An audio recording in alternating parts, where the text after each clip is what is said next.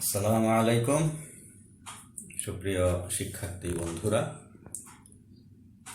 আশা করি তোমরা সকলেই আল্লাহর রহমতে ভালো আছো। আলহামদুলিল্লাহ, আমিও ভালো আছি।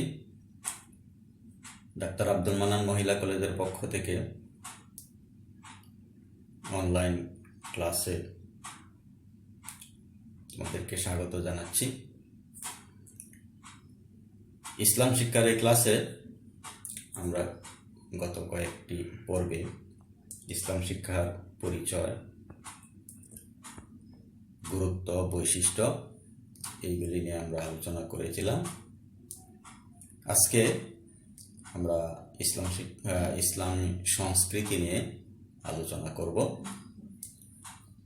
তো আমরা সরাসরি ক্লাসে চলে যাই।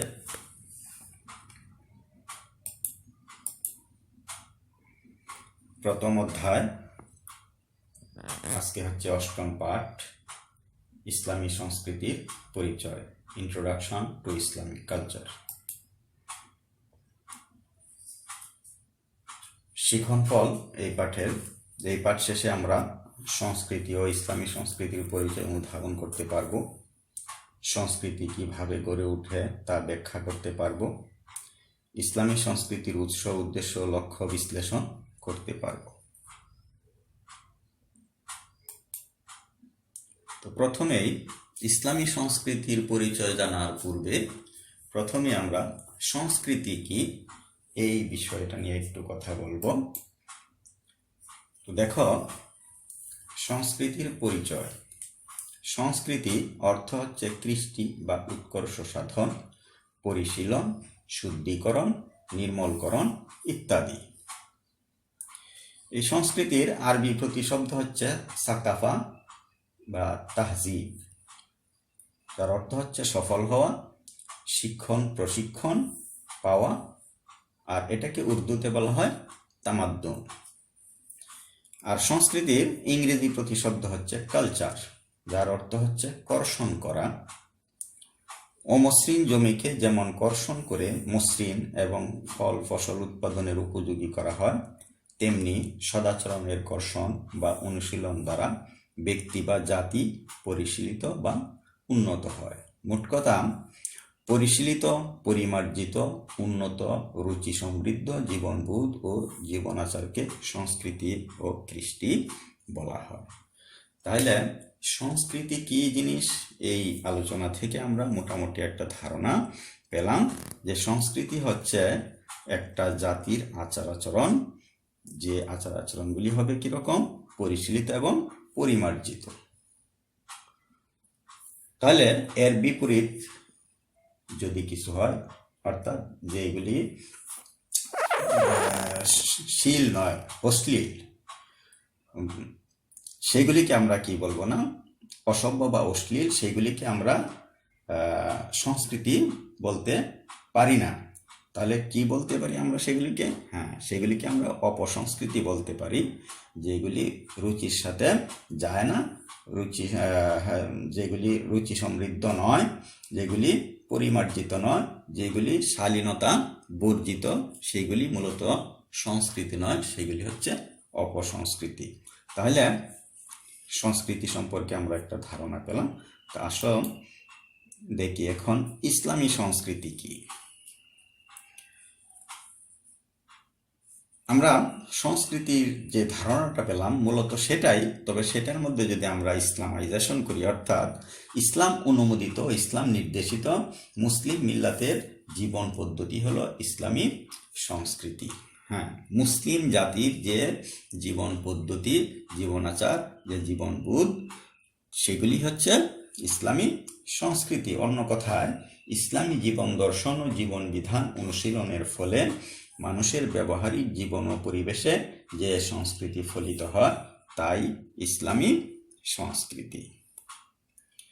তো ইসলামী সংস্কৃতি আমরা যদি অল্প কথায় বলি, যে ইসলাম অনুমোদিত, ইসলাম নির্দেশিত যে জীবনাচার, যে জীবনবোধ মুসলিমরা কি করে নিজের জীবনে ফলিত করে, নিজের জীবনে বাস্তবায়িত করে, ব্যবহারিক জীবনে, সেইগুলি হচ্ছে মূলত ইসলামী সংস্কৃতি।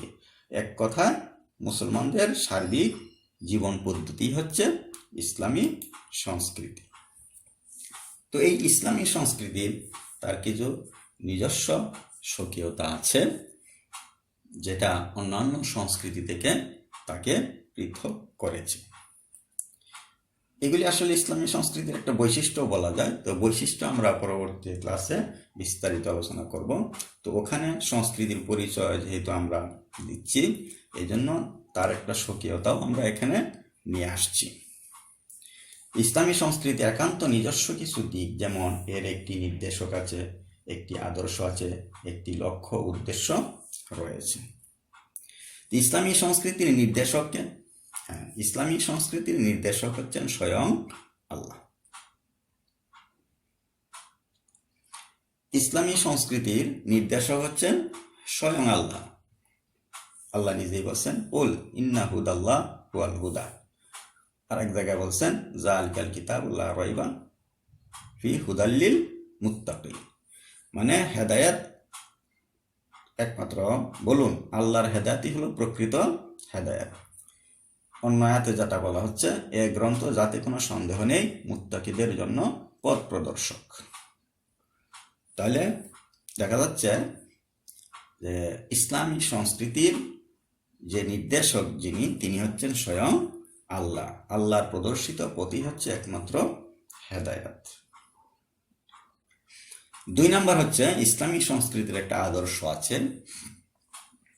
সেই আদর্শকে তিনি হচ্ছেন হযরত মুহাম্মদ সাল্লাল্লাহু আলাইহি ওয়াসাল্লাম, যিনি আল্লাহর রাসূল। আল্লাহ নিজেই বলছেন, লাকাদ কানা লাকুম ফি রাসূলিল্লাহি উসওয়াতুন হাসানাহ। আরেক জায়গায় বলছেন, ওমা আতাকুমুর রাসূল ফাখুযুহু ওমা নাহাকুম আনহু ফান্তাহু। অর্থাৎ আল্লাহ রাসূলের মধ্যেই তোমাদের জন্য রয়েছে উত্তম আদর্শ। আর এই আয়াতের অর্থ হচ্ছে, রাসূল যা নিয়ে এসেছেন তা তোমরা আঁকড়ে ধরো, আর যা থেকে নিষেধ করেছেন তা থেকে বিরত থাকো। তার মানে হচ্ছে ইসলামী সংস্কৃতির আদর্শ হচ্ছে রাসূল মুহাম্মদ সাল্লাল্লাহু আলাইহি সাল্লাম। অর্থাৎ এটাকে আমরা, উপরের দুইটাকে আমরা কি বলতে পারি, এই নির্দেশক আর আদর্শ দুইটাই, একটা হচ্ছে কোরআন এবং সুন্নাহ, এগুলি হচ্ছে ইসলামী সংস্কৃতির মূল উৎস। এই দুইটাকে আমরা, একটা হচ্ছে থিওরি আর একটা হচ্ছে প্র্যাকটিক্যাল। থিওরিটিক্যাল আল্লাহর প্রদত্ত যে বাণী, সেটাকে যদি আমরা থিওরি ধরি, তাহলে সেই থিওরির প্র্যাকটিক্যাল হচ্ছেন রাসূল মুহাম্মদ সাল্লাল্লাহু আলাইহি সাল্লাম। আর এই দুইটাই হচ্ছে মূলত ইসলামী সংস্কৃতির মূল উৎস। তো ইসলামী সংস্কৃতির লক্ষ্য উদ্দেশ্যটা কি? এর একটা নিজস্ব লক্ষ্য এবং উদ্দেশ্য রয়েছে, সুনির্দিষ্ট লক্ষ্য এবং উদ্দেশ্য রয়েছে। পার্থিব জীবনে আল্লাহর আদেশ নিষেধ অনুশীলন ও বাস্তবায়নের মাধ্যমে আল্লাহর সন্তুষ্টি অর্জন করাই হচ্ছে ইসলামী সংস্কৃতির লক্ষ্য এবং উদ্দেশ্য। তো এইখানে একটা সূক্ষ্ম বিষয় লক্ষ্য করার আছে, যে লক্ষ্য আর উদ্দেশ্য, এই লক্ষ্য আর উদ্দেশ্যের মধ্যে পার্থক্য কি নিশ্চয়ই তোমরা জানো। ধরতে পারছো অবশ্যই, যে লক্ষ্য এবং উদ্দেশ্যের মধ্যে সূক্ষ্ম পার্থক্যটা হচ্ছে, আমি একটা উদাহরণ দিই তাহলে ব্যাপারটা আর একটু স্পষ্ট হবে। যেমন ধরো, একটি খেলার মাঠে 2 দল প্রতিযোগী খেলছেন ফুটবল। তো ফুটবল খেলার লক্ষ্য উদ্দেশ্যটা কি? তাদেরও একটা লক্ষ্য উদ্দেশ্য আছে। তাদের লক্ষ্যটা কি আর উদ্দেশ্যটা কি? যে 2 দল খেলছে তাদের লক্ষ্যটা হচ্ছে গোল পোস্টে গোল দেওয়া, আর উদ্দেশ্য হচ্ছে বিজয় লাভ করা। তাহলে দেখা যাচ্ছে গোল দেওয়ার মাধ্যমে বিজয় লাভ করাই হচ্ছে তাদের উদ্দেশ্য। লক্ষ্য হচ্ছে গোল দেওয়া, উদ্দেশ্য হচ্ছে বিজয় লাভ করা। তেমনি মুসলিম জাতির উদ্দেশ্য হচ্ছে আল্লাহর সন্তুষ্টি অর্জন, আর লক্ষ্যটা হচ্ছে আল্লাহর বিধান অনুশীলন।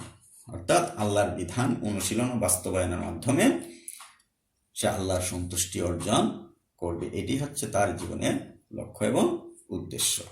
আর ইসলামী সংস্কৃতির এটাই লক্ষ্য এবং উদ্দেশ্য। যেমন আল্লাহ বলছে, কুল ইন্না সলাতি ওয়া নুসুকি ওয়া মাহইয়ায়া ওয়া মামাতি লিল্লাহি রাব্বিল আলামিন। বলুন, আমার সালাত, আমার কুরবানি, আমার জীবন ও আমার মৃত্যু সবই জগৎসমূহের রব আল্লাহ তাআলার জন্যই নিবেদিত। তো এই হচ্ছে আজকের আলোচনা, ইসলামী সংস্কৃতির পরিচয়, পাশাপাশি আমরা সংস্কৃতির পরিচয়ও পেলাম। ইসলামিক সংস্কৃতি মূলত হচ্ছে মুসলিম জাতির সার্বিক জীবন পদ্ধতি। যদি আমরা সংক্ষেপে বলি তাহলে এটাই হচ্ছে ইসলামী সংস্কৃতি। তা আগামী ক্লাসে আমরা ইসলামী সংস্কৃতির গুরুত্ব নিয়ে কথা বলবো। ততক্ষণ পর্যন্ত তোমরা সবাই ভালো থাকো, সুস্থ থাকো। আল্লাহ হাফেজ। Thanks to all.